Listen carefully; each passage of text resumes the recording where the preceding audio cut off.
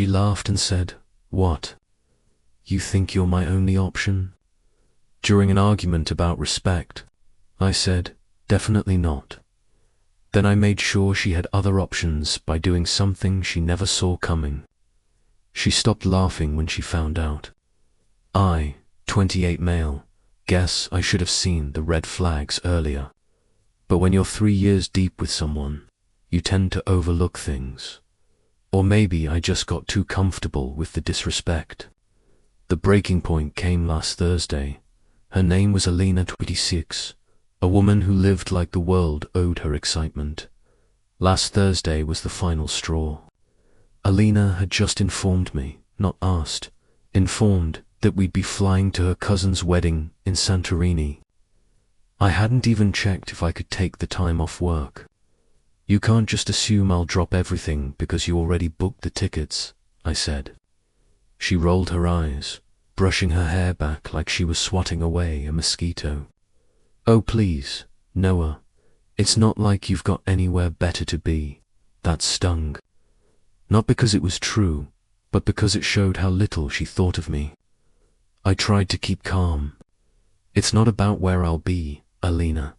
It's about respect." She tilted her head, smirk tugging at her lips. "Respect? What, you think you're my only option?" She said it like a joke, like I should have laughed too. But I didn't. When she grabbed her purse and said, "I'm going to Qley's, don't wait up," I realized something shifted inside me. For the first time, her absence didn't bother me. I sat there, in what was technically my apartment, 90% of the bills, rent, groceries, all on me, and felt peace creeping in. The kind of peace that follows a decision you didn't even know you were making. See, Alina loved the idea of options. She kept them like souvenirs, messages from exes, DMS from gym guys, late night hey stranger texts she never deleted. She once told me, "I like knowing people want me." It's power. I let it slide back then. But that night, I started seeing it clearly. She didn't want a relationship. She wanted validation. I spent the next day quietly executing what I would later call Operation Reality Check. While she was at work, I started untying the invisible knots she'd tied around my life. First stop, the phone. Her number was still on my family plan, cancelled. She could handle her own bills now. Next, the streaming accounts. Netflix, Disney+, HBO Max, all mine. Logged out every device, changed the passwords. The gym membership, cancelled at the end of the cycle. I even packed my essentials, TV, coffee maker, gaming console, and moved into my friend Tyler's spare room by Saturday afternoon. Before I left, I placed a note on the counter. "You're right, Alina. You have plenty of options. Rent's due on the first, $1,850. Utilities not included. Good luck." By Saturday night, my phone started buzzing. "Noah, very funny with the Netflix." Put it back. Another text. "Why isn't my phone working? Where are you? The TV is gone. What the hell?" Then came the call from a friend's number. "Noah, what the hell is wrong with you?" I almost smiled. "Hey, Alina, how's exploring those options going? You're not serious. You can't just leave." She snapped. "Why not?" I asked. "You said I wasn't your only option." She went quiet, voice softening. "I was joking, you know that." Didn't sound like a joke to me. I hung up after that. Over the next 2 days, the panic set in. She couldn't afford the apartment, not even close. Her retail job barely covered her car payment. I didn't block her yet. I wanted to see how fast her confidence would crumble. By Monday, she tried guilt. "You're being cruel. I can't pay rent alone." I typed back, "I'm sure one of your admirers would love to help." Her reply, "You're psycho." Mine, "Nah, just done."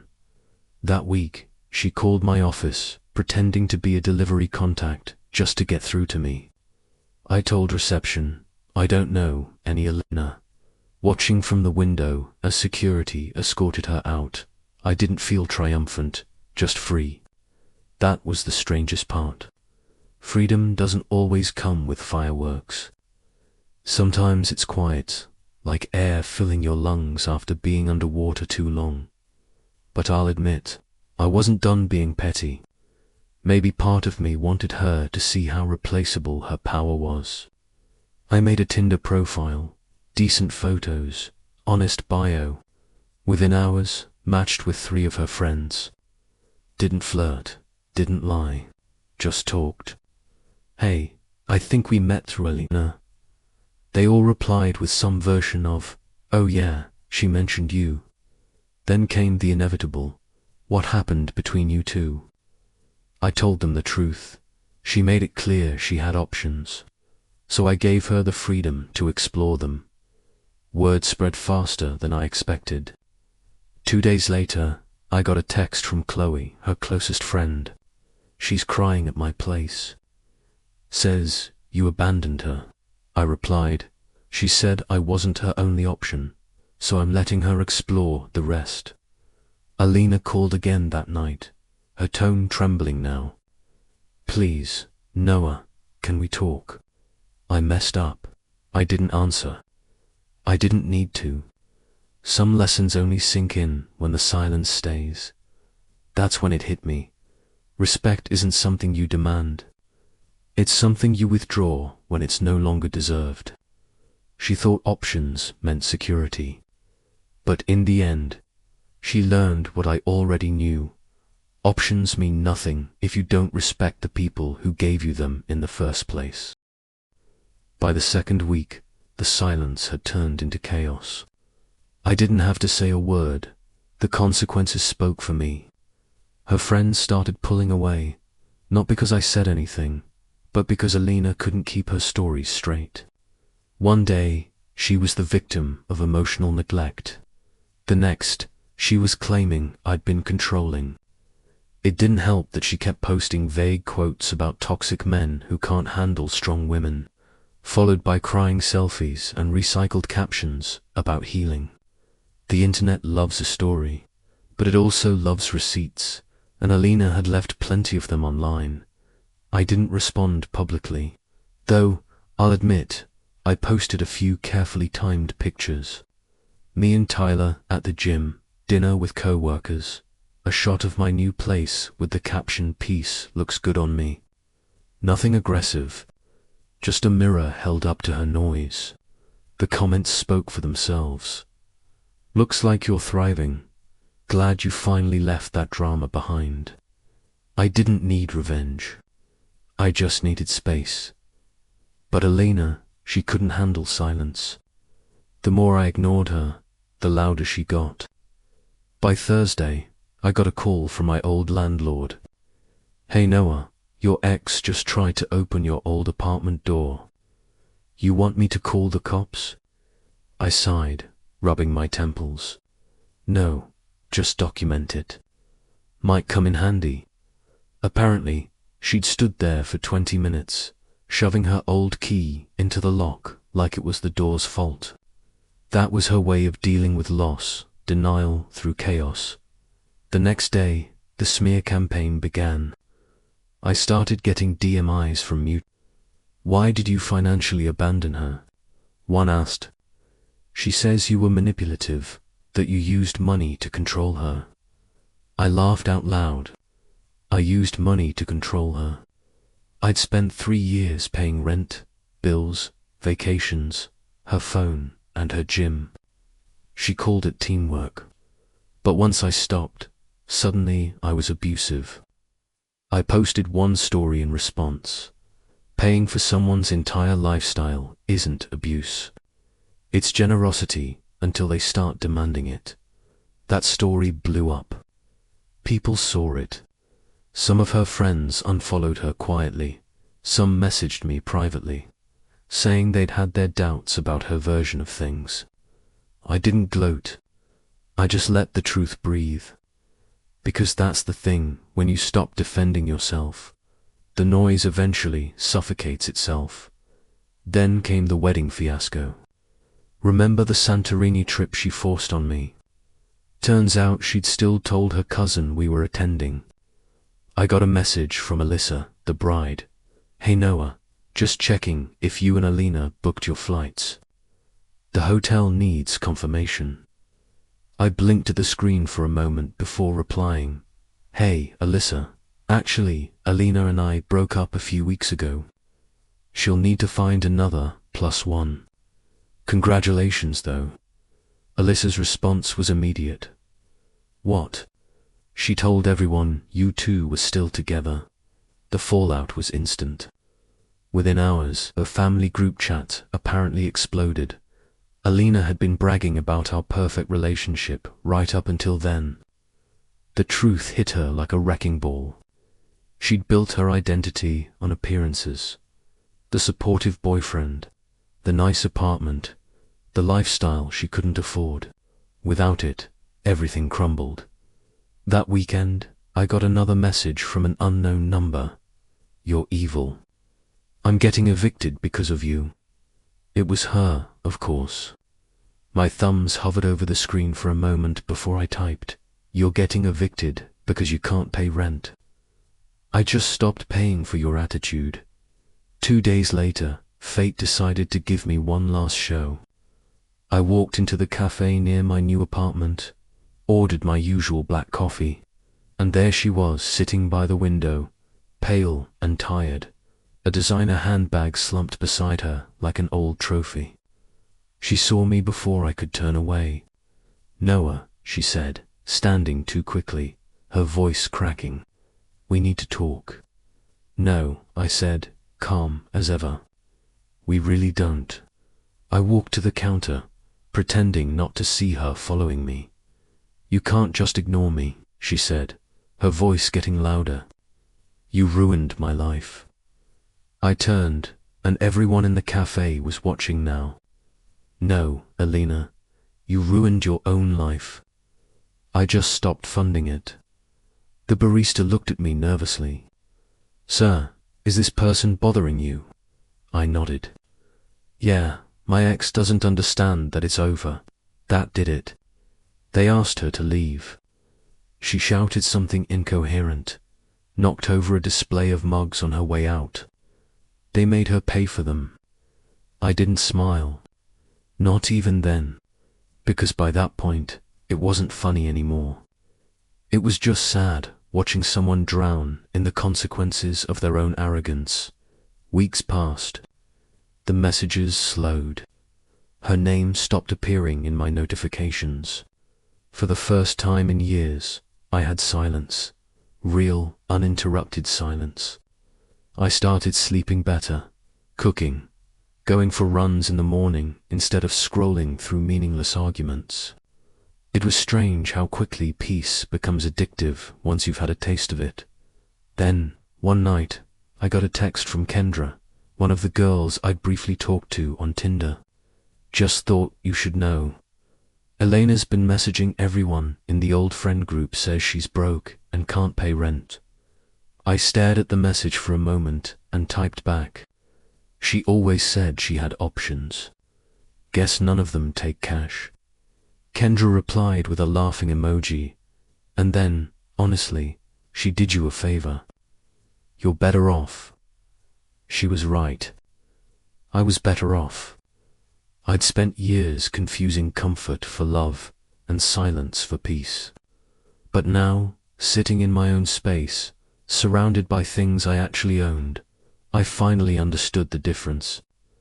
Love isn't about rescuing someone from their own irresponsibility. It's about building something together, and I'd been building alone for far too long.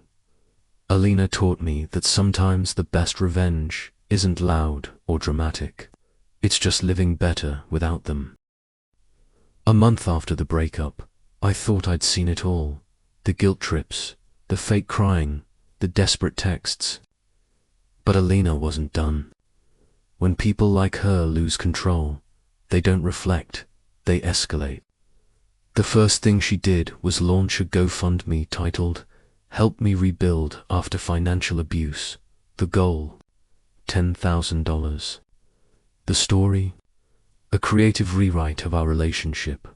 According to her, I'd isolated her financially, used money to control her, and abandoned her without warning. She posted old couple photos, the smiling kind we took during vacations I'd paid for, and wrote long paragraphs about survival and healing. It was a masterpiece of selective truth. The comments, however, didn't go the way she hoped. "Wait, so he paid for everything, and you're mad he stopped? Girl, maybe get a job instead of a GoFundMe." Within a week, she'd raised $73 from her mother. Then even her mom stopped sharing the link. That should have been the end of it. But she wasn't done embarrassing herself. Apparently, she went to a lawyer, claiming I owed her for unpaid domestic labor. The irony almost made me laugh out loud. Domestic labor. Alina didn't cook, she reheated takeout, cleaning. I hired a maid once a week because she complained about dust. The lawyer must have realized how ridiculous it was, because I never received any formal notice. She probably got laughed out of the office. Still, when I thought the absurdity had peaked, she texted me from an unknown number one night. "Noah, it's me. I'm pregnant. We need to talk." My heart didn't even skip a beat. I'd seen this move coming. "Interesting," I replied. "We haven't slept together in almost 2 months. It's yours," she insisted. "Mathematically impossible," I wrote back. "Try again." A few hours later, she blocked me, probably to make it look like she was the one walking away.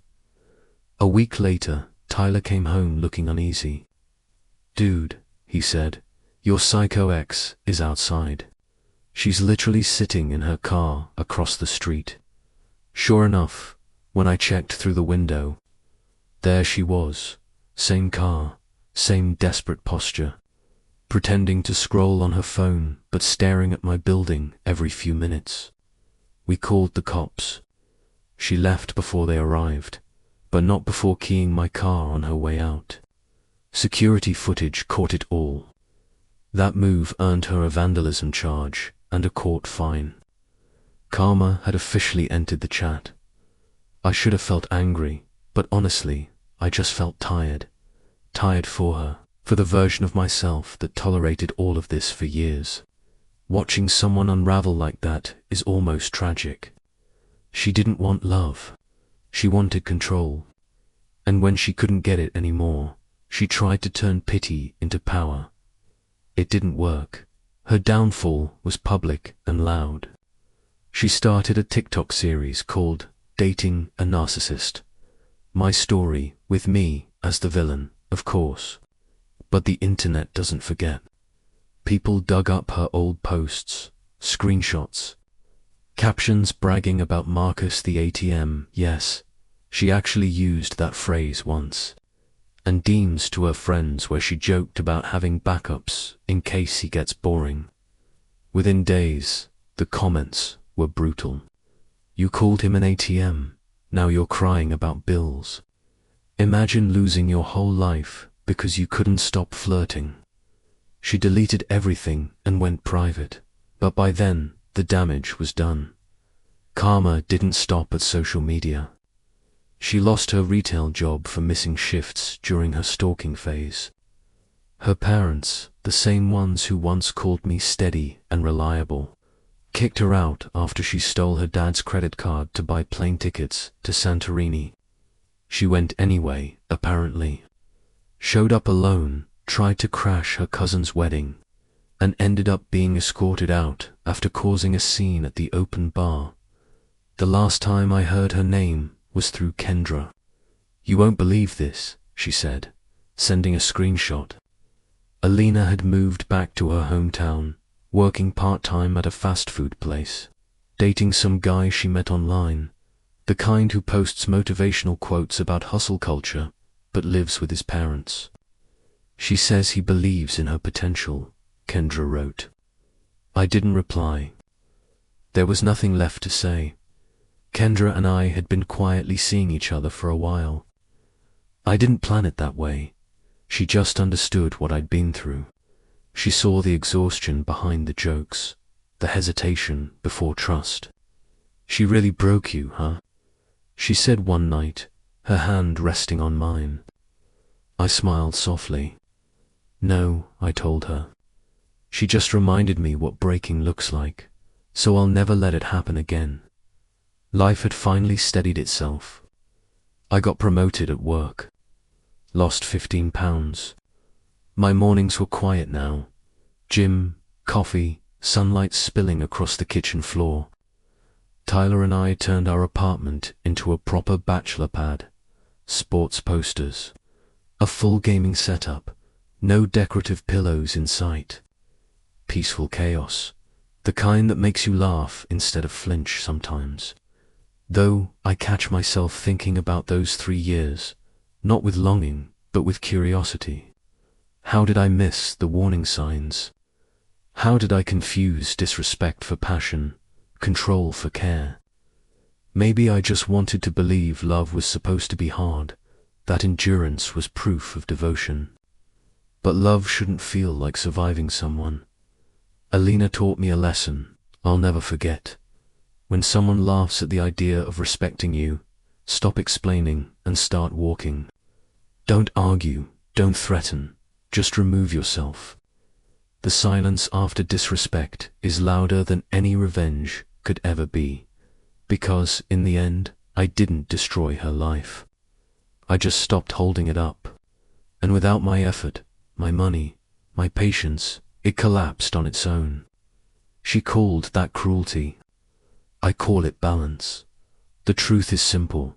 When someone shows you who they are, believe them. When they brag about having options, let them test the theory. And when they finally realize that those options were never real, that Instagram attention doesn't pay rent, that flirty DMIs don't build stability, they'll remember the one who did. But by then, it'll be too late. So when people ask me what happened to us, I just smile and say, she laughed. I listened. Months passed. By then, the story of me and Alina had become one of those strange memories you don't quite believe were real, like a fever dream. You woke up from but still remember vividly. I'd stopped checking her socials. My therapist told me that healing doesn't come from watching your past self implode. It comes from learning to live without needing closure. But closure, ironically, found me anyway. It started one afternoon while I was at work. My phone buzzed with a message request on Instagram. The profile photo was a blurry picture of a baby and the name Elena's Journey. I rolled my eyes, assuming she'd started another melodramatic page. But curiosity won. I opened it. The message read, "Hey, Noah, it's been a long time. I owe you an apology. You were right about everything." I laughed quietly, the kind of laugh that's half disbelief, half pity. Attached was a photo of her holding a baby girl. The caption said, "My reason for starting over." She looked different. No filters, no pout, no perfect lighting, just tired eyes and messy hair. And for the first time, she looked human. I didn't reply. Not out of spite, but because there was nothing left to say. You can't rebuild trust on the ashes of manipulation. You can only wish someone peace from a distance. But her message did something unexpected. It didn't reopen wounds. It closed them completely. Because for the first time, I saw her not as the villain of my story, but as someone who finally met her reflection and couldn't lie to it anymore. Tyler saw the message later that night. "Man, you dodged a bullet," he said, shaking his head. Imagine if you'd stayed. You'd be raising that kid, paying for everything, and she'd still be flirting with waiters. I laughed, but deep down, I knew it wasn't about dodging a bullet. It was about learning to stop standing in front of the gun. Fast forward another year. Life had turned into something beautifully simple. Kendra and I moved in together. Nothing dramatic, no public declarations. Just quiet mornings, shared playlists, cooking breakfast together. She didn't demand grand gestures. She noticed the small ones. She didn't need me to prove my loyalty. She matched it. One Sunday morning, as sunlight crept across the floor, she asked softly, "Do you ever think about her?" I paused, stirring my coffee. "Sometimes," I admitted. "Not because I miss her, but because she taught me what not to settle for." Kendra smiled. "Good, because you're never going back there." And she was right. I wasn't, that night. I wrote something in my journal, a habit I'd picked up after therapy. Forgiveness doesn't mean letting someone back in. It means understanding why you'll never open that door again. Alina would occasionally post about finding peace, about self-growth and healing. Maybe it was real. Maybe it was for attention, but I no longer cared. Everyone heals at their own pace, and some people have to lose everything before they learn to value anything. I found out later, through a mutual friend, that the father of her child left when the baby was 3 months old. He'd drained her savings and moved to another city. When I heard that, I didn't feel joy, just a quiet sense of symmetry. Life has a way of returning lessons unlearned. 2 years later, Kendra and I got married. Small ceremony, close friends, no drama. Tyler gave the funniest speech to Noah, the man who proved that surviving a crazy ex is the best pre-marriage training course. Everyone laughed, and for the first time in years, I did too. Without the weight of old pain, Alina wasn't there, of course. But in some strange way, I silently thanked her. Because if she hadn't shown me chaos, I might never have recognized peace. After the wedding, I sat alone for a minute, watching the sunset fade behind the hills. Kendra came up behind me, resting her chin on my shoulder. "Penny, for your thoughts?" she asked. "Just thinking," I said softly, "how lucky I am that some endings come before the real beginning." She smiled. "You're not still writing mental monologues about your ex, are you?" I laughed. "Nah, I'm done writing about her." But maybe that wasn't true. Not entirely. Because even now, as I tell this story, I realize something important. The pain wasn't wasted. It shaped me. It sharpened my boundaries, deepened my empathy, and taught me the one thing no relationship book ever says, that peace feels boring only if you've mistaken chaos for love. And that's the story I'll always tell, not of how she broke me, but how I finally stopped letting someone else define my worth. In the end, Alina became what all past mistakes eventually do: a quiet lesson, a warning label, a ghost I learned to stop chasing. And when people ask me now whatever happened to her, I just smile and say, "She texted me once, said I was right. I already knew."